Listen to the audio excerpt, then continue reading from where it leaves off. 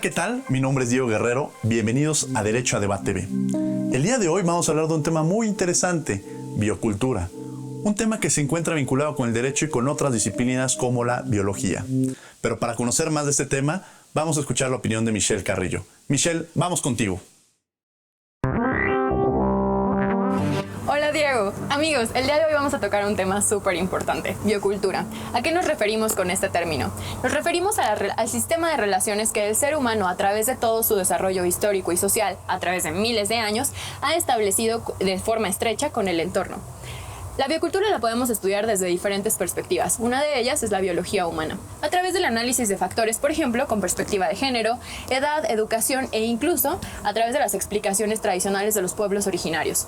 ¿Por qué es importante escuchar estos saberes ancestrales? Bueno, actualmente seguramente por ahí lo han visto, que en alguna noticia o en algún foro que estamos atravesando por la denominada sexta extinción masiva de especies. Pero esto, más allá de ser un tema estrictamente ambiental, en realidad es el reflejo de una crisis social profunda, derivada a través de un modelo económico extractivista de usufructo de la naturaleza. Necesitamos recobrar y reconfigurar nuestra relación con el entorno. En ese sentido, el día de hoy me gustaría que justamente nuestros especialistas nos hablaran de, por ejemplo, la agroecología o los sistemas agrícolas tradicionales como la milpa y las implicaciones que la biotecnología tiene cuando incide en las comunidades de los pueblos originarios.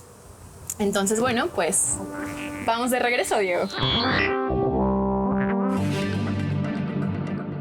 Muchas gracias, Michelle, por tus comentarios. Y ahora vamos a conocer a nuestros invitados.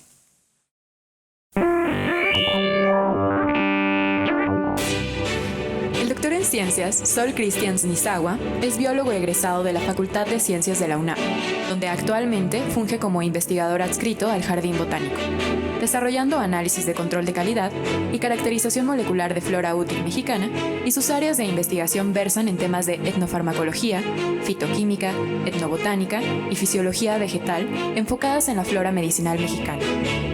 Sobre dicha temática, ha publicado 10 artículos en revistas científicas especializadas, así como diversos materiales de difusión sobre el tema. Su trabajo ha sido retomado en la segunda edición de la Farmacopea Herbolaria de los Estados Unidos Mexicanos. Es miembro de la Sociedad Mexicana de Botánica, la International Society for Ethnopharmacology, la Society for Economic Botany, del Sistema Nacional de Investigadores, y es fundador de la empresa Fitoinvestigación y Desarrollo, enfocada principalmente al control de calidad de plantas medicinales cultivadas, desde la cual generó el catálogo de control de calidad de plantas medicinales selectas cultivadas en la Ciudad de México, y proyectos de control de calidad a transformadores de plantas medicinales beneficiarios de los programas de la Secretaría de Desarrollo Rural y Equidad para las Comunidades. Por su parte, la doctora en Derecho Ambiental Rosalía Ibarra Sarlat realizó su licenciatura en Derecho en la Facultad de Derecho de la UNAM, su diplomado en Derecho Ambiental por el Ilustre Colegio de Abogados de Madrid y el doctorado en Derecho Ambiental por la Facultad de Derecho de la Universidad de Alicante, España, titulada con nota sobresaliente cum laude. Es miembro del Sistema Nacional de Investigadores, profesora en la especialización de Derecho Ambiental de la Facultad de Derecho, dictaminadora de artículos, ponente en foros de análisis, congresos, jornadas, seminarios, así como autora y coautora de diversas publicaciones en materia jurídico-ambiental nacional e internacional. Actualmente es investigadora en el Instituto de Investigaciones Jurídicas de la UNAM, donde además coordina el diplomado en Derecho del Cambio Climático y Gobernanza, cuyo carácter es internacional y multidisciplinario.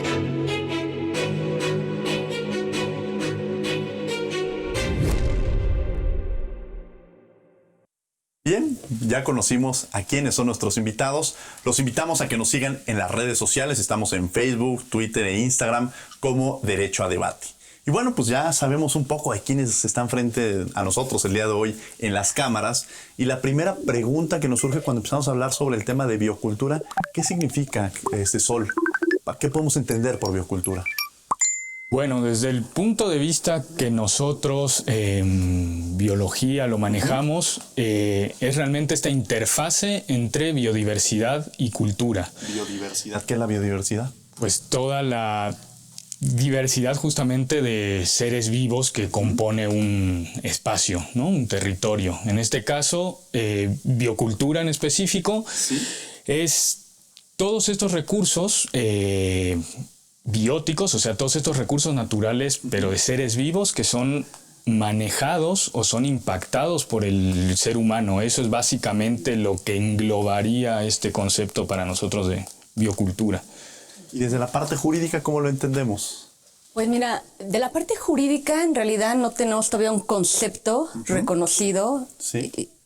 jurídicamente hablando y de manera generalizada, ni de manera internacional ni nacional. O sea, no tenemos una definición No. en algún instrumento jurídico, Rosalía. No, bueno, hay una iniciativa que salió ayer, pero bueno, es una iniciativa y como tú sabes, pues todavía hay que estudiarla y demás. Pero ¿cómo entenderíamos nosotros biocultura desde la parte, pues no me atrevería a decir meramente social, porque al ponerle el prefijo bio, nos lleva inmediatamente a hablar de las ciencias puras. Biocultura, ¿cómo lo entenderíamos? Y que lo tenemos que trasladar a la parte social, digamos que esa interrelación que tenemos nosotros como sociedad, como personas, con la naturaleza, con el medio que nos rodea. Y esto nos llevaría a lo que bien comentó Sol, a hablar de esa interacción entre la diversidad biológica y la diversidad cultural.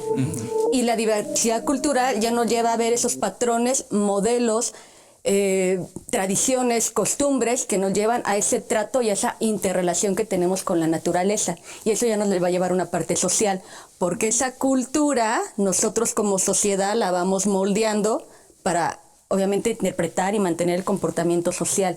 Y es ahí donde empiezan los problemas de cómo tenemos la relación hombre-naturaleza. Claro, porque parecería que sería, como lo mencionas, Rosalía, un tema estrictamente visto del área de las ciencias exactas. Parecería que ellos son los más vinculados. Quizá en las ciencias sociales no nos hemos involucrado tanto, que creo que sería uno de los grandes retos, ¿no? Sí, ya es una obligación, debemos de mantener, de hecho, un diálogo. O sea, necesitamos el conjunto de saberes, porque al final somos seres sociales, o sea, pero antes que nada somos seres biológicos.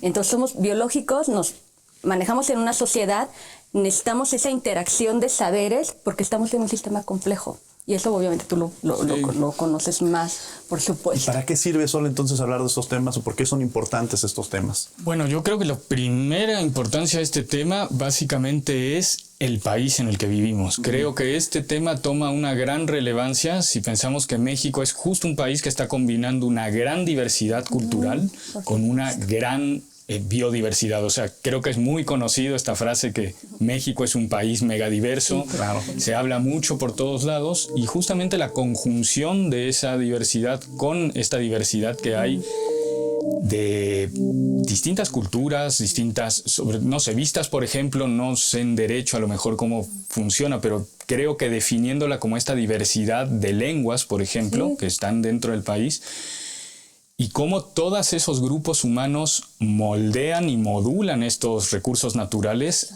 esa es donde gana mucha importancia, porque creo que ahí se conjugan una serie de cuestiones políticas, sociales y obviamente en materia de biodiversidad y conservación. Ahí es donde confluyen todos estos conceptos. ¿Algún ejemplo que nos pudieras dar para quienes nos están viendo de qué es la biocultura o algún ejemplo en el cual lo pudiéramos ver de forma más visible de alguna manera? Bueno, creo que un buen ejemplo a lo mejor es el maíz en nuestro país. O sea, México es sitio de origen y diversificación del maíz. Claro. Esta diversificación básicamente lo que se refiere es al manejo milenario que los grupos humanos en este país le han dado a ese recurso que es el maíz. Entonces tenemos una gran diversidad de maíces adaptados a distintos tipos de clima, adaptados a distintos usos. No es lo mismo un maíz que se cultiva para tortillas que uno que se va a cultivar para hacer pinole o que se va a cultivar para hacer atole. Tiene características, el recurso muy distintas y eso es lo que, más bien, y eso es un reflejo justamente de biocultura. El maíz mexicano es un ejemplo justo del patrimonio biocultural de este país. Ahora, cuando se desarrolla en ciertos lugares, pero de pronto surgen estas figuras como los transgénicos, ¿también es una afectación en el tema biocultural o iríamos por otras líneas? Lo pongo en conflicto. Queremos entrar a este punto. Debíamos entrar, Sol. Es un tema muy complicado. O sea, voy a moverme un poco por la tangente y no voy a entrar en los transgénicos. Voy a poner un ejemplo puntual de una colaboración que tuvimos en el Instituto de Biología, y fue justamente con una crisis medioambiental muy fuerte que hubo respecto a sequías en la Sierra Tarahumara. Y esas sequías prolongadas provocaron una merma considerable de los maíces nativos de la región. Y la respuesta rápida del gobierno fue llevar una serie de maíces de ayuda, mazorcas de otros lados del país, llevárselos para paliar un poco esta pérdida de sus maíces. Y con lo que se encontraron es con que la gente, honestamente, esos maíces no les sirven para sus platillos, no les sirven para su modo de vida. Y entonces la mejor manera de arreglar eso fue a través de un proyecto que nació en el Instituto de Biología por parte del doctor Robert Bay, y fue apoyado por Fundación UNAM, que se llama, porque todavía sigue vigente, Semillatón. Y de lo que trató el Semillatón es de ayudarles a hacer una colecta de esos maíces nativos y propagarlos en campos ya tecnificados que tenían opcionalmente riego para poder modular esa pérdida de agua, esa falta de agua que había en esos momentos. Y así es como se reprodujo la semilla y se les devolvió los maíces nativos que ellos utilizan para sus distintos platillos o ceremonias inclusive. Interesantísimo. Claro, Aquí me surge una pregunta, sí. Rosalía, que es muy importante. Ya nos abordaron esta tangente de cómo se va desarrollando el tema, que seguramente regresaremos en algún punto. Sí. Pero de pronto, justamente ante la incertidumbre de tener un concepto de biocultura, nos lleva entonces a la exigibilidad de estos derechos. Sí. Entonces, si no tenemos un concepto, ¿cómo logramos exigir estos derechos o cómo logramos garantizar que se protejan? Ok, mira, no tenemos en realidad un concepto, pero sí ya tenemos instrumentos jurídicos para proteger la biodiversidad. Tenemos la Convención Internacional en materia de biodiversidad, que fue adoptada en 1992.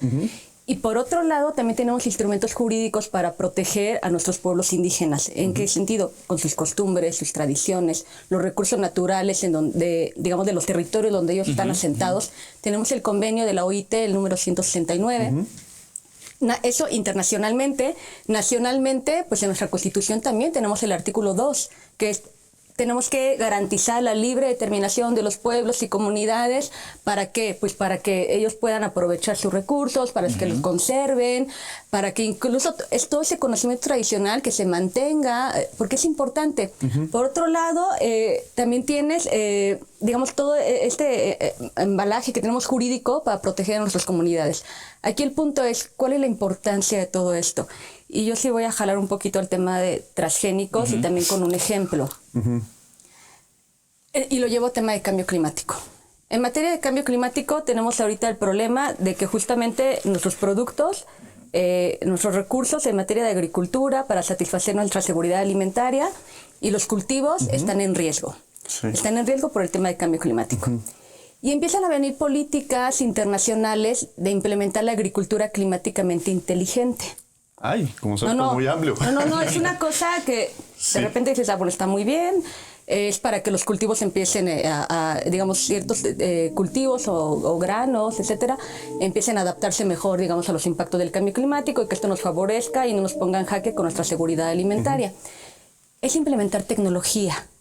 O sea, por eso, yo cuando ves el concepto en inglés, agricultura climáticamente inteligente, es SMART, o sea, es meterle tecnología.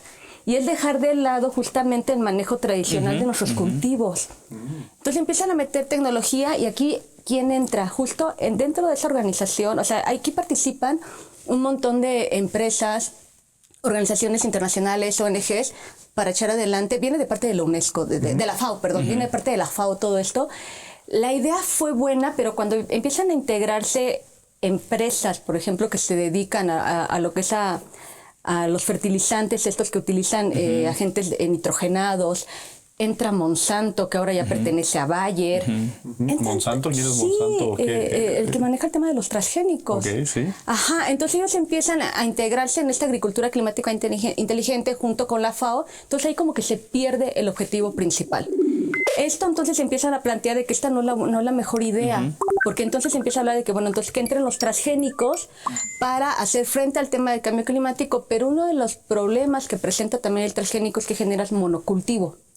Y el monocultivo rompe completamente con la protección de la biodiversidad. A ver, eso está muy interesante, porque entonces estamos hablando que en sentido, quizá el mensaje que se envía es para tener una mayor alimentación, para tener mayor productos, una adaptabilidad. Al cambio climático, hacer es la solución. Ciertos granos más resilientes, claro, etcétera. Pero del otro lado de la moneda, que es la parte que quizá no se difunde o no se dice, hay una serie de cambios que son importantes, en donde las comunidades, ¿qué papel juegan? Entonces, tener que ser dependiente a comprar los granos de Monsanto, por ejemplo. Claro.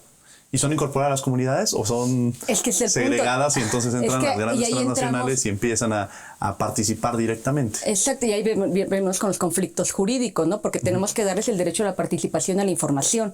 Entonces, versus a este esquema, así como ejemplo, hay quienes decimos, no, ¿por qué no volteamos a ver, ya vamos al tema de biocultura, ¿por qué no volteamos a ver a la agroecología? Los sistemas tradicionales de toda la vida, el manejo de la agricultura con esa cultura milenaria, de las comunidades que ellos tienen policultura para fomentar esa variedad de cultivos. Entre más culturas y tradiciones tengamos, obviamente fomentas más también la diversidad. ¿Se están perdiendo, Sol? Tú constantemente seguramente estás en el campo y estás viendo o investigando sobre esas vías. ¿Se han ido perdiendo, se han ido construyendo, se han ido modificando? ¿Qué está pasando? Esto es algo que se va modificando constantemente, o sea, porque históricamente el llegar hasta estos granos especializados ha sido un proceso dinámico y continuo. Realmente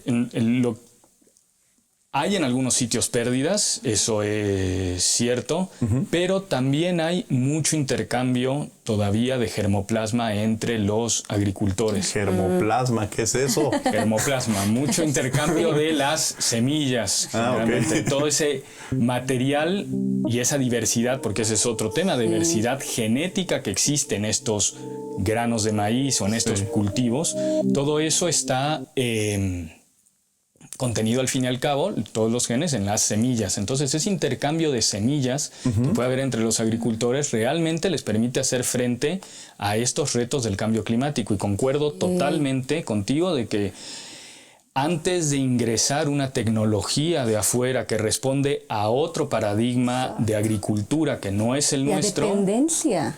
aquí está, volteando a ver el patrimonio biocultural justamente de nuestro país, está la respuesta a poder hacer frente y tener esa resiliencia ante el cambio climático.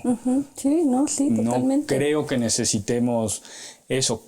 Quiero pensar que es algo también que se está entendiendo mejor en este momento, dado las figuras que encabezan ciertas secretarías claves. A ver, yo quiero que entres a esa parte.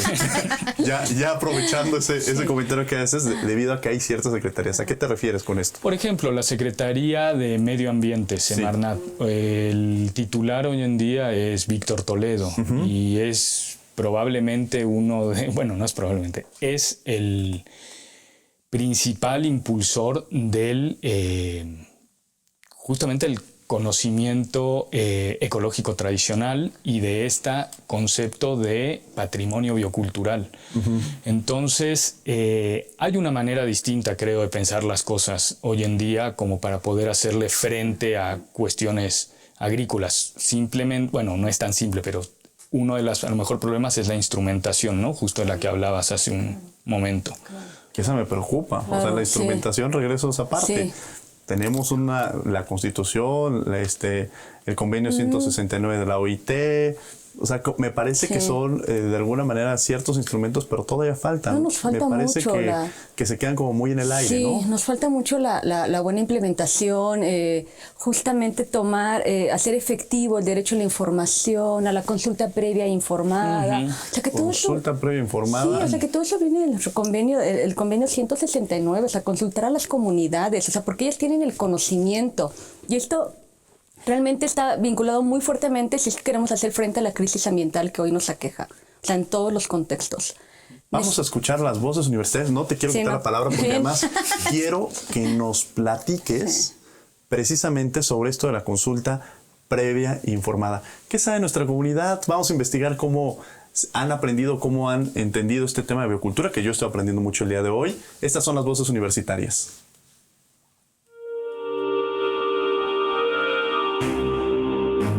Bueno, pues yo siento que la biocultura es un conocimiento que se adquiere o que combina la humanidad, lo que es los organismos y lo que lo conforma, lo que fue trascendiendo tras su historia. Siento que la biocultura tiene que ver básicamente con esto de las tradiciones y todo lo que se conforma con tu entorno. Bueno, la biocultura yo la entiendo como un conjunto de personas que tienen distintos tipos de creencias y de culturas, y entre ellas conforman más bien el conjunto de todas ellas es lo que conforma la biocultura. Nosotros como personas somos entes biológicos y a partir de ahí nosotros captamos lo que hay a nuestro alrededor.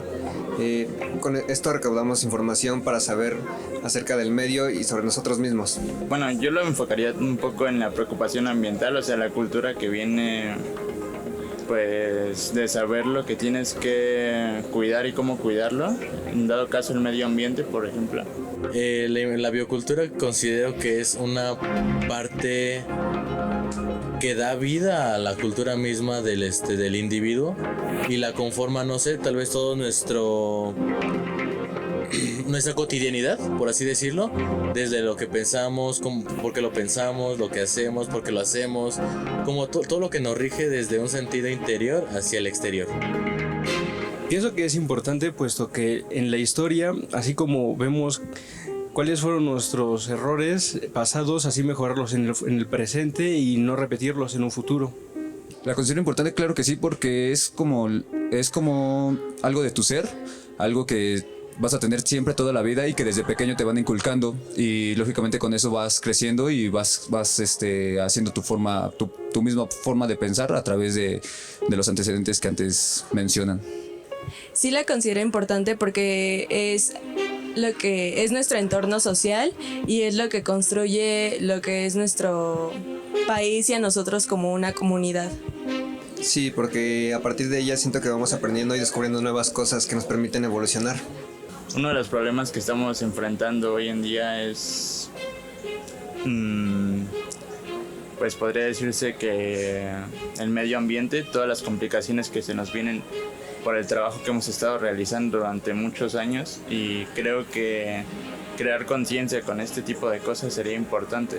Claro que sí, la considero muy importante porque gracias a eso es que que nuestra sociedad es que se formula y tiene un engranaje en el sentido que va girando y va en un sistema en el sentido de que va evolucionando tal vez o tiene una mejor dirección, pero también hay cosas que deberíamos de cambiar en nuestra biocultura porque hay cosas que no son las correctas tal vez.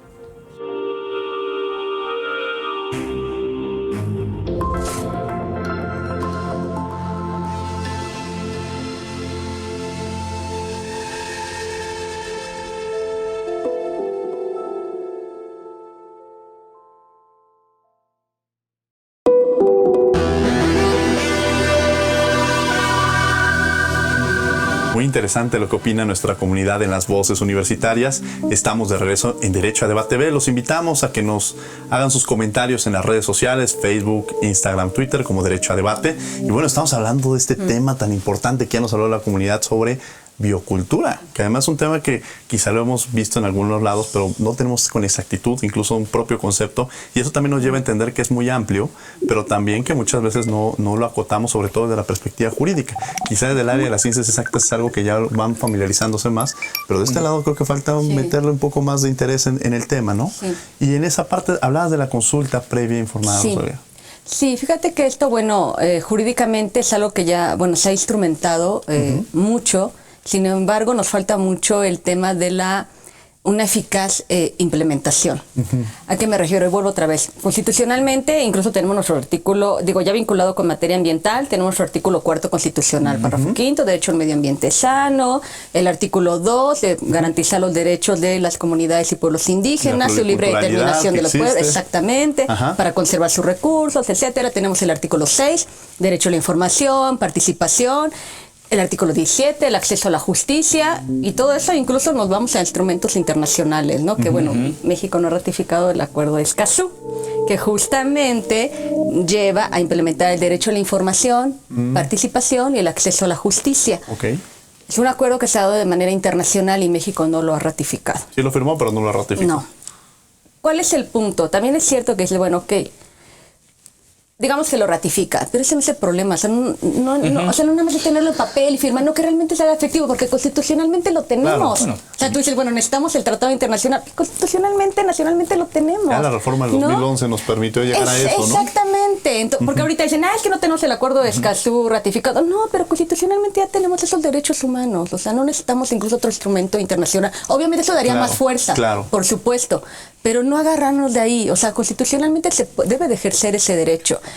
Consulta previa informada. Sí. ¿Esto qué implica? A ver, tenemos todo el derecho a información, participación, derecho al medio ambiente. O sea, tenemos que consultar de manera previa, digamos, a esa comunidad en donde, por ejemplo, se va a implementar un megaproyecto y que va a impactar en su comunidad. Una carretera, por ejemplo. Exacto. Hacerles saber, consultarle ese proyecto, a ver ellos qué opinan, o sea, cómo pueden intervenir, cómo incluso les va a impactar. De hecho, fíjate que eso está pasando cuando no se hace bien la consulta previa informada. A veces por eso hay mucha negativa a ciertos proyectos, por ejemplo, con el tema de las energías renovables. Cuando se ha implementado las eólicas, si tú no le informas previamente a la gente qué significa, para qué es, por eso mucha gente a veces no lo acepta. Pero tienes que explicarle y obviamente, a su vez, si vas a implementar un megaproyecto de este tipo, también qué cobeneficios van a obtener ellos, porque también te va a impactar su comunidad. Entonces eso es informarles previamente, hacerles la consulta previa, pero también informarles, hacerles saber qué implica determinado proyecto, qué impactos va a tener y además incluso cómo van a beneficiarse ellos o cómo van a participar también dentro de esos megaproyectos. Esa es la parte que nos está fallando. O sea, a veces las consultas, o sea, realmente no se hacen. Son consultas como, bueno, se hacen, pero como muy... Y no tienen obligatoriedad. Sí tienen obligatoriedad, pero son como consultas muy, ¿cómo te diré? Ponen de repente consultas en las páginas de internet. A ver, nuestras comunidades no tienen acceso a internet.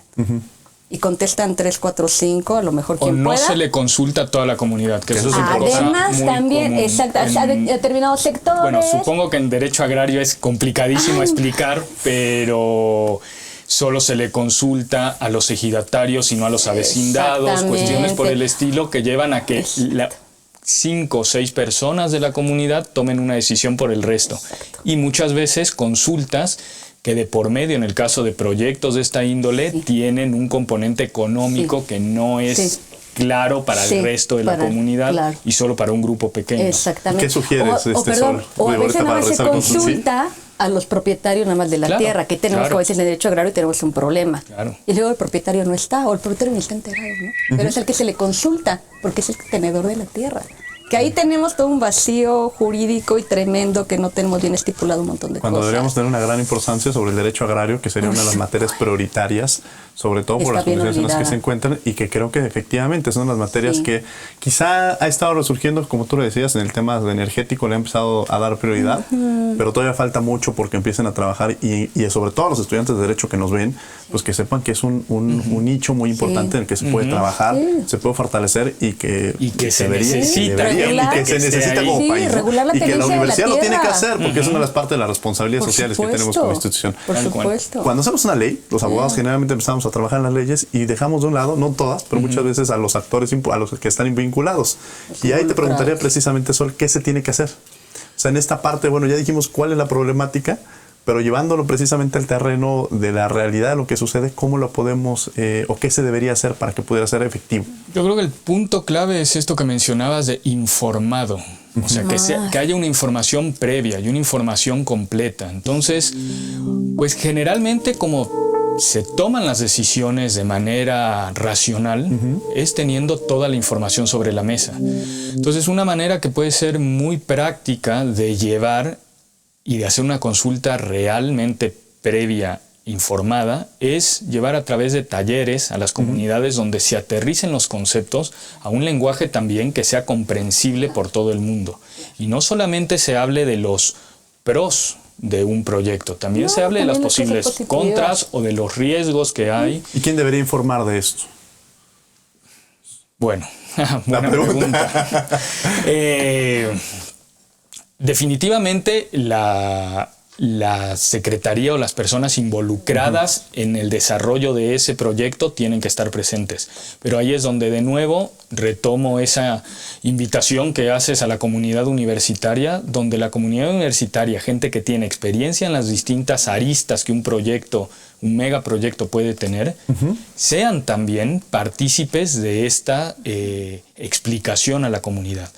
Si es un proyecto que implica energías, pero también va a implicar que eso tiene un generador eólico que va a tener que desplazar una serie de vegetación debajo de este generador, pues tiene que haber entonces biólogos, tiene que haber ingenieros forestales, tiene que haber gente realmente empapada en el tema que dé sus puntos de vista para que ahora sí la comunidad pueda decidir y al final, sobre todo, se respete esa decisión de la comunidad.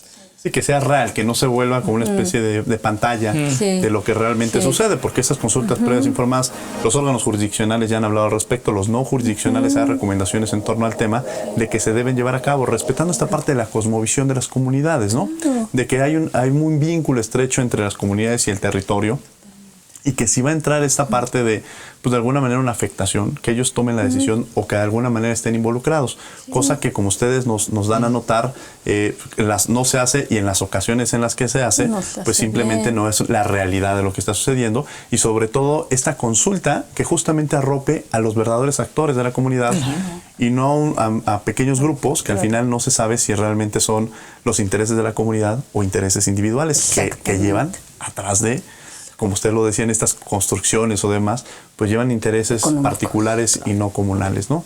Tema muy interesante. Y justamente en esta parte que decías, cómo informar también, ¿no? ¿Qué mecanismos utilizar, Rosalía? Porque eso me parece muy importante, ¿no? Pues mira, una parte, lo que bien comentaba Sol, el manejo del lenguaje, porque también es cierto, hay proyectos que son súper técnicos. Tú no puedes llegar tú con una comunidad y darles una información que no la van a entender. Pero hay un procedimiento jurídico hay un procedimiento, para poderlo llevar a cabo, es decir, hay un alineamiento, un reglamento que nos diga, estas son las series de pasos que se tienen que hacer, o cada quien hace la consulta como quiera, y esa es hay un determinado número de muestra, o sea, se deja mucho al aire, me preocupa esa parte. Bueno, es de que... bueno, es que incluso ahí entras una parte de lo que se habló de las famosas evaluaciones de impacto social, ¿no?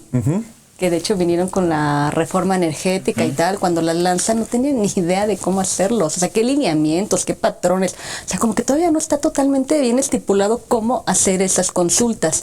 Sin embargo, a ver, es claro que la información la tienes que proporcionar, que también, por otro lado, también te lleva a temas de propiedad intelectual, derechos de autor, porque también por ahí se respaldan, obviamente también, pues en estos grandes proyectos tampoco puedes informar todo. Pero si tú me preguntas, o sea, si debe haber algunos lineamientos, así lo hay, debes de respetar justamente incluso los derechos de esas personas, o sea, tienes que partir de ahí.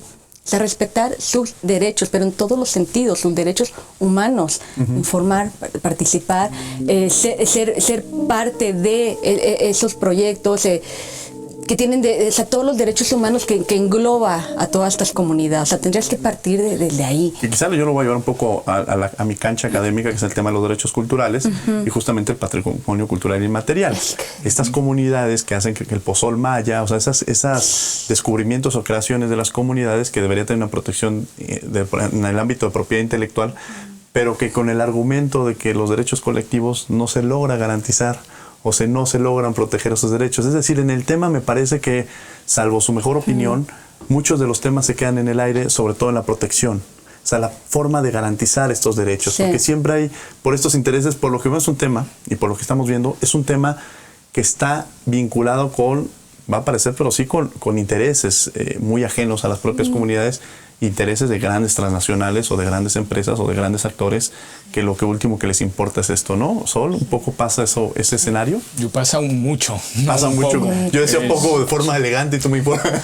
Sí, no, es más común de lo que tú crees este tema, ¿no? Y poco a poco, sí, es cierto, se han ido instrumentando, bueno, no se han ido instrumentando, más bien han ido apareciendo diversas leyes, han ido apareciendo varios convenios que se firman a nivel internacional, pero como dices, todavía no es claro cómo deben de implementarse.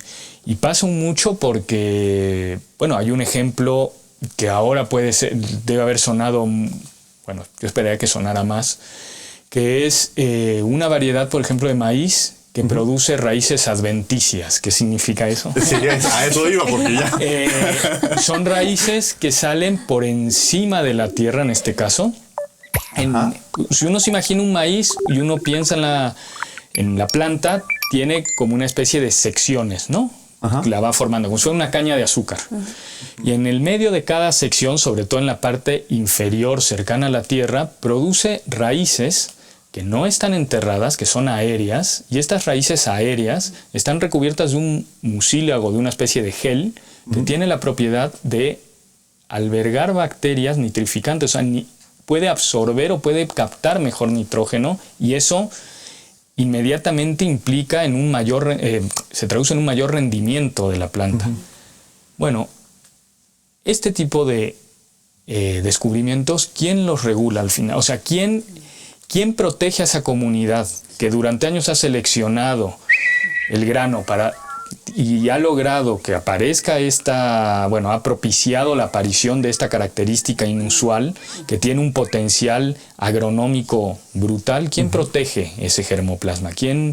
¿Con qué instrumentos, no? se protege esa, pues sí, propiedad intelectual? Porque al fin y al cabo es una propiedad intelectual, sí, comunitaria, pero de esa comunidad que lleva miles de años seleccionando, ¿no?, estos granos. Y que podría llegar a una empresa y tomar las propiedades y quizá encapsularlas o buscar un mecanismo y venderlas, y no había forma de garantizar estos derechos morales, que reconocimiento de la comunidad, ni patrimoniales, que la parte económica. El problema es que ya está pasando. O sea, quien financia gran parte de este estudio es una compañía americana de alimentos, Mars. Entonces, al final del día, la pregunta es de quién va a ser el desarrollo industrial, por ejemplo, de esta característica de una planta, ¿no? Entonces sí, tenemos justamente que actuar muy rápido en colaboración con los abogados del derecho mexicano para realmente estar ya sobre papel escrito estos instrumentos, ¿no?, que nos permitan proteger todo este conocimiento tradicional.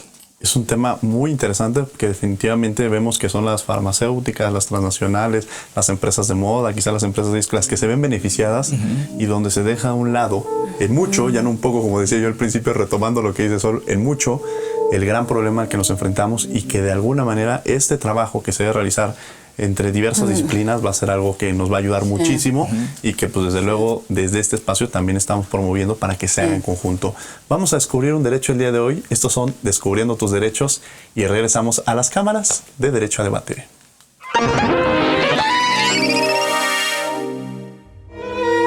Toda persona tiene derecho a libre acceso a la cultura, ya sea material o inmaterial.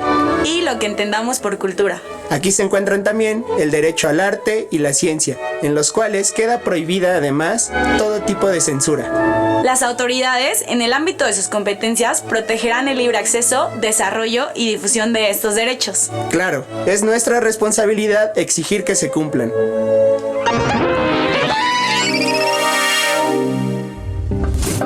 Nos interesa mucho su opinión. Estamos en las redes sociales como Derecho a Debate, en Facebook, Instagram, en Twitter, para que nos hagan llegar todos sus comentarios de este interesante tema que es biocultura. Pero mucho de esta pregunta ya hemos visto muchos ejemplos. ¿Qué podríamos entender, Rosalía, sobre el patrimonio biocultural? ¿Qué es el patrimonio biocultural? El patrimonio biocultural, digamos que hace referencia a todos esos bienes comunes que tenemos. Bienes comunes en donde participan pueblos y comunidades indígenas. Pero a mí, antes de entrar al patrimonio biocultural, sí me gustaría más bien dejar claro, o no tanto dejar claro, sino más bien hacia dónde tendríamos que caminar. Sí que queremos realmente hablar primero de una biocultura y después le ponemos patrimonio. Le ponemos el apellido que queramos. Exacto, sí. Ok. Creo que si queremos hacer frente a todos nuestros problemas ambientales que tenemos, a tratar de resolver todas esas problemáticas jurídicas que tenemos para la protección de nuestros recursos naturales, hacer partícipe a las comunidades, exactamente, tenemos que cambiar nuestro paradigma por completo. Tenemos que cambiar el chip si es que queremos entrar realmente a hablar de una biocultura. Biocultura no entendida como una moda, porque también a veces se pierde, ¿no? Parece de que ya todo es bio, no hay que poner... No, porque las modas pasan, son pasajeras. Tenemos que cambiar, digamos, nuestra manera de pensar, nuestra relación como seres humanos con la naturaleza. ¿Cómo lo podemos hacer? Como respetando ser parte de... Esto ha cambiado mucho desde, obviamente, desde civilizaciones antiguas. Antes considerabas parte de la naturaleza. O sea, realmente es cierto, si incluso las montañas a lo mejor eran consideradas como deidades. Por ejemplo, los toltecas lo tenían consideradas como unas deidades, determinadas montañas. Ciertos animales eran divinidades. Todo esto ha ido evolucionando. O sea, eras parte de la naturaleza. Ahora, ¿qué fue con cómo se fue cambiando todo esto? Una visión antropogénica de que ya no eres parte, sino que dominas. Y entonces la naturaleza te sirve. Es como un medio para explotar y para satisfacer tus necesidades. Es ahí donde nos hemos equivocado en el camino. Y ahí es donde podemos retomar biocultura, o sea, vincular justamente toda nuestra naturaleza, todos los recursos biológicos o biodiversidad, genes, especies, ecosistemas, pero obviamente con nuestro modo de vida, o sea, la cultura, nuestro modo de vida, nuestros hábitos. Una conciencia ambiental. Exacto, pero nuestra relación con la naturaleza, no de dominio, sino que somos parte de... La naturaleza no es nuestra enemiga, es nuestra aliada. Entonces ahí es donde tenemos que trabajar. Y eso suena ahorita, a lo mejor puede sonar un poco hasta romántico, pero jurídicamente ya está trascendiendo. Y me voy a la Constitución de Ecuador, que ahí empezamos a hablar de los derechos de la naturaleza. O sea, ya vamos a jurídicamente, no en el plano moral, ético, no, porque sí tenemos que cambiar esa visión que tenemos con la naturaleza, porque somos parte de un sistema y no podemos seguir viéndolo como algo ajeno. Y nos lleva ya a temas jurídicos, derechos de la naturaleza, no derechos sobre la naturaleza, derechos de la naturaleza. Voy a retomar la pregunta que te hacía sobre el tema del patrimonio biocultural, Sol. ¿Qué podemos entender sobre este patrimonio biocultural? Pues yo pensando un poco en esto que acabas de decir y retomando el tema de patrimonio biocultural, realmente yo creo que una clave es reivindicar el conocimiento. Reivindicar el conocimiento tradicional. La gente tiene que entender y sentirse orgullosa, los campesinos de nuestro país, de que esa manera en la que siembran su maíz, esa manera en la que hacen milpa, que eso es un ejemplo justo de un sistema integral completamente entre varios cultivos que están sembrados conjuntamente y cada uno le aporta a otro un elemento distinto que lo hace ser tan rico y tan productivo. Todos esos conocimientos, todo eso es patrimonio biocultural. La manera en que en algunas otras partes del país, por ejemplo, se dejan ciertos árboles para hacer sombra en los cultivos. ¿Por qué se eligen esos árboles y no otros? Todo ese conocimiento que se va transmitiendo de generación en generación de cómo se maneja el medio ambiente, todo eso es patrimonio biocultural. Y yo creo que en la medida de que todos los actores se sientan orgullosos y nosotros como una sociedad un poco más alejada, urbana de eso, lo conozcamos primero y después lo reconozcamos esas labores, yo creo que en la medida de que eso suceda, es que vamos a encontrar la respuesta a un montón de estas problemáticas que hemos planteado al inicio. O sea, otro de los patrimonios que tiene México y que se tiene que sentir muy orgulloso de tenerlo es el patrimonio biocultural, que creo que sí cada vez, y creo que es mucho parte del por qué estamos hablando de este tema hoy día, es que cada vez lo oímos más ese término. Entonces entenderlo como eso, entenderlo como todas las formas en las que los seres humanos y en específico los pueblos indígenas o pueblos originarios de nuestro país manejan la naturaleza, cómo ellos impactan sobre la naturaleza, qué uso hacen de los recursos, de qué manera los utilizan. Todo eso es lo que tenemos que considerar como patrimonio biocultural de México y lo que nos tenemos que sentir muy orgullosos y pregonar alrededor del mundo, ¿no? Ahora, ese es un tema muy interesante porque generalmente hay temas que se los podríamos dejar a las instituciones de gobierno, ¿no? O sea, de alguna manera hay temas que son exclusivamente para ellos. Pero el tema ambiental, el tema biocultural es un tema que nos compete a todos. O sea, cada uno desde su trinchera tiene una gran responsabilidad. Desde la academia estamos cumpliendo con esa responsabilidad, Rosalía, o qué se está haciendo en torno a la academia desde la parte jurídica y después quiero ver desde la parte biológica, ¿no? Sí, fíjate que desde la academia sí estamos trabajando con concientizar, cada vez concientizar más a alumnos, a profesores que participan con nosotros en programas académicos. En el Instituto de Investigaciones Jurídicas, yo en este momento estoy coordinando un diplomado que se llama Derecho del Cambio Climático y Gobernanza, y es multidisciplinario, porque esto no es una cuestión que se va a resolver con abogados nada más, ni tampoco nada más con biólogos, o sea, necesitamos de todos, o sea, ser partícipes todos, ser parte de la solución todos y no del problema. Este enfoque lo tenemos multidisciplinario por parte de los profesores que nos acompañan para dar las sesiones en el diplomado, también como los alumnos. Y la idea es esa, o sea, el objetivo que nosotros tenemos es concientizar, dar a conocer todas estas problemáticas, pero de una manera transversal, que no nada más se quede en un plano solamente a lo mejor jurídico, un plano un tanto cuadrado, no, o sea, ver todas las aristas en todo lo que impacte, cómo podemos coadyuvar todos de alguna manera, jurídicamente, desde las ciencias puras, o sea, todos participar en esto. Pero me parece que sería importante justamente eso, y hago la pregunta, o sea, justamente no hacerlo cada uno de sus trincheras, sino sumar trincheras, ¿no? Comunicarnos, porque a veces no nos acercamos, que pensamos, ay, es biólogo, es abogado, no vamos a entender. No, a lo mejor profesionalmente sí podemos tener un lenguaje diferente, pero tenemos al final un objetivo en común, ¿no? Que es salvaguardar, obviamente, todos nuestros recursos naturales, buscar un equilibrio. ¿Por qué? Porque está en riesgo nuestra supervivencia. Y desde la biología se ha trabajado, o sea, ¿cuál es la responsabilidad que tienen desde la parte biológica para poder concientizar a la sociedad? Porque me parece que esta es parte esencial.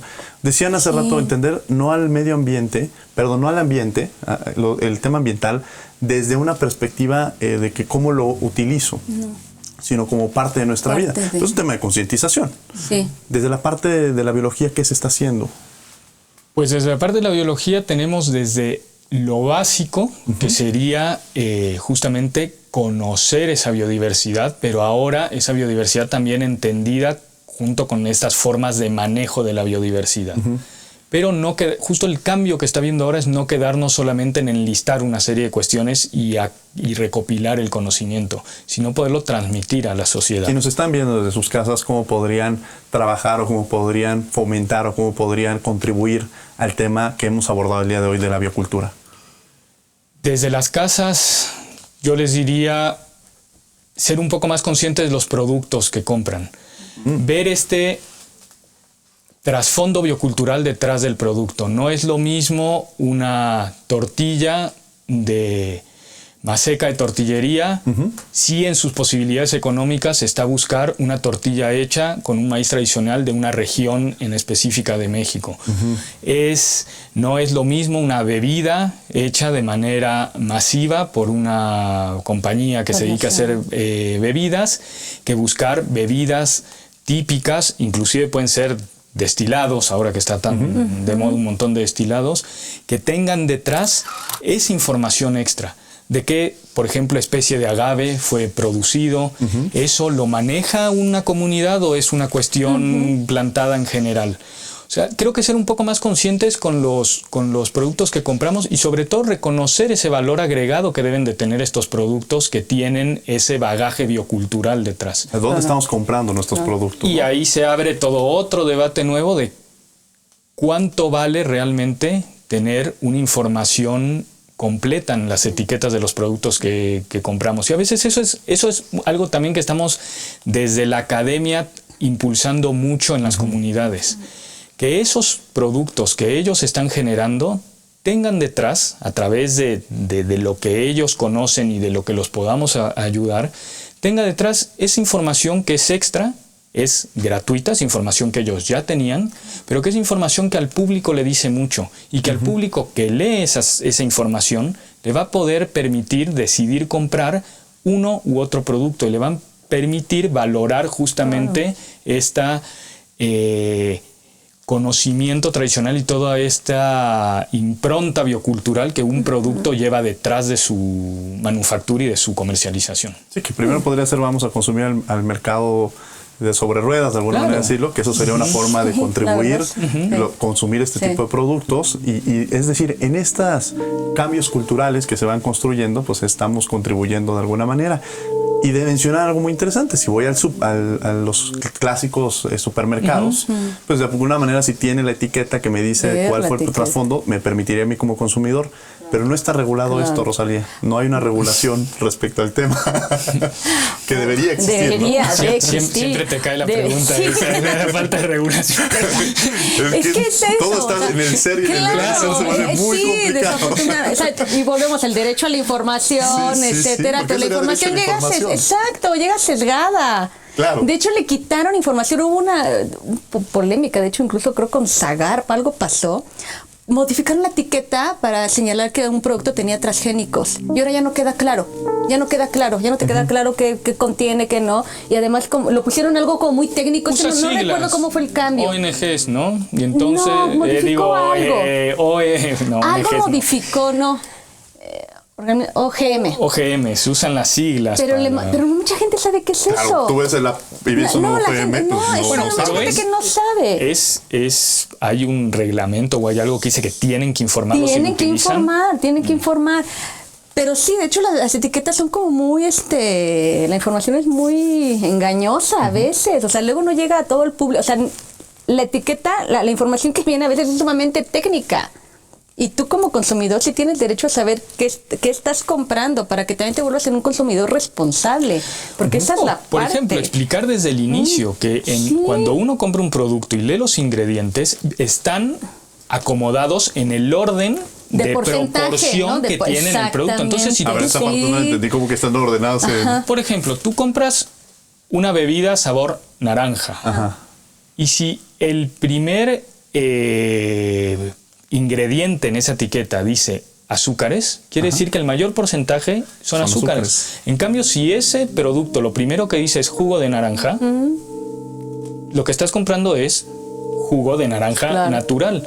Y ese tipo de conocimiento del acostumbrarnos a leer los ingredientes y entender que están acomodados en el orden de proporción que ocupan el producto es fundamental. Claro. Y poca gente también lee lo que... Bueno, además. Sí, agarramos el producto, lo vamos metiendo incluso, porque también es un tema muy importante. Es parte de la cultura y volvemos otra vez al tema. Y también el tema del costo también juega un papel importante, porque muchas veces muchas personas que nos están viendo dicen, a mí me gustaría consumir estos productos. O los orgánicos, ¿no? Los orgánicos. Y de pronto se volvieron esos productos que aumentaron demasiado el precio. No hay una especie, pues por parte del Estado incluso, de crear mecanismos de reducir impuestos, motivar, promover para que todos de alguna manera pudiéramos consumir estos productos, ¿no? Y no existe. O sea, me parece que la responsabilidad sí recae en todos, porque a diferencia de otros temas, como lo he venido mencionando en el programa, el tema ambiental no solamente nos afecta localmente, sino lo que se desarrolla en todo el mundo nos está afectando a todos. En un mundo globalizado. Y no solamente te afecta hoy. Claro. Te va a afectar a largo plazo, que esa es otra cosa muy importante que no se considera. Es que es un tema. Bueno, pues ya nos quedan un par de minutos. Yo quisiera aprovechar con ustedes para que acotáramos en algunos de los puntos que ya hemos dejado en el aire, que sobre todo empujáramos en alguna de los elementos que hemos tocado el día de hoy en este programa. Rosalía, empezaremos contigo. Pues mira, yo quisiera señalar que sobre todo sí tiene que participar aquí las normas, las autoridades, pero también nosotros como sociedad. O sea, también nosotros tenemos que ser parte de ese cambio, porque a veces nada más lo dejamos o a las autoridades, ¿no? O que ellos lo resuelvan. No, también uno. O sea, ahorita que hablamos del tema del consumo, tú también tienes el poder de quien consume, de quien compra. Tú también puedes contribuir a cambiar esas reglas, pero también si tú ejerces tus derechos. Podemos hablar ahorita, decíamos, bueno, ¿qué norma, qué ley? Puede haber muchas, pero si tú como ciudadano no echas a andar esa maquinaria, el derecho va a estar ahí, pero uno tiene que echarlo a andar, tiene que ejercitarlo, exigir tus derechos, acudir a tribunales, acudir a donde se tenga que acudir, pero tú como ciudadano, echar a andar la maquinaria judicial, la que tengas que echar. Solito no se va a echar adelante el derecho, porque sabemos que es así. Entonces, pues eso, que seamos más conscientes y que dejemos de vernos como aislados de este medio que nos rodea. Somos parte de un sistema. Ese es el mensaje que yo dejaría. Yo pues justo el tema conciencia concluiría con eso, o sea, estar conscientes que detrás de lo que nos comemos, detrás de las fibras con las que De la ropa, bueno, siempre que sea de algodón o algo. Sí. Claro. Desde ahí empiezan. Claro. Bueno, también. Sí. Pero justo también eso, Ese o sea, es más que favorable, hay una podría historia ser, sí.